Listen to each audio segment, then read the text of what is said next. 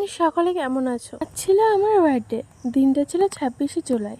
আজ ছিল সানডে, তো আমাদের এখানে ছিল হাটের থেকে বাজার টাজার করে এসে একবারে কেক কিনবো, তার জন্য চলে এসেছিলাম মিয়ামোড়ে। আর মিয়ামোড়ে এসে দেখি এক দু রকমের কেক ছাড়া আর কোনো ভালো কেকই নেই। তো আমি দুদিন আগে গেছিলাম যে কেক অর্ডার দেওয়া যায় কিনা, বলছে না না কেক অর্ডার দেওয়া যাবে না, তোমার দরকার হলে যে সময় মিয়ামোড়ে গাড়ি আসবে 11টা সাড়ে 11টার সময়, সেই সময় তুমি এসে দেখে নিতে পারো। আমি তো জানি সব কেকের দোকানে অর্ডার নেওয়া হয়, এমনকি মিয়ামোর মানজিনিস শপেই। বলেছে আমার মন মতো কেক করা যাবে না সুগার কম টম দিয়ে।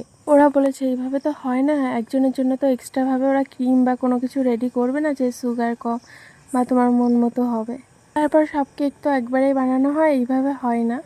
তো বলেছিল 11টা সাড়ে 11টার দিকে গাড়ি আসবে, সেই সময় এসে তুমি দেখতে পারো। তো আমার সাড়ে 11টার দিকে যাওয়া হয়নি, তো ভেবেছিলাম যা হবে হবে, যে কেকটা পাবো সেটাই নিয়ে আসবো। যেহেতু একান্তই আমার মন মতো হবে না, তো যেটা পাবো সেটাই নিয়ে আসবো। বাজার থেকে আসতে আসতে 9টা সাড়ে 9টা বেজে গেছিলো, অনেকটাই রাত হয়ে গেছিলো।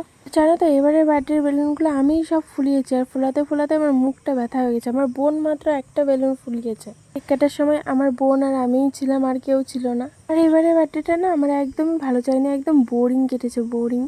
কোনো আনন্দ বা কোনো কিছুই না, উল্টে আমার বোনের সাথে শুধু ঝগড়া হচ্ছিল।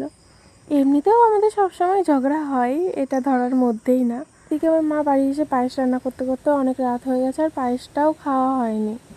বার্থডে উপলক্ষে পায়েস রান্না, সেই পায়েসই খাওয়া হলো না, পরের দিন অথচ খেয়েছিলাম। তো আমরা দুজনে মিলে কেকটা কাটলাম। আর আমার মতো কে কে বোরিং বার্থডে কাটিয়েছে অবশ্যই কমেন্ট করে জানিও, তাহলে ভাববো আমার মতোও কেউ আছে।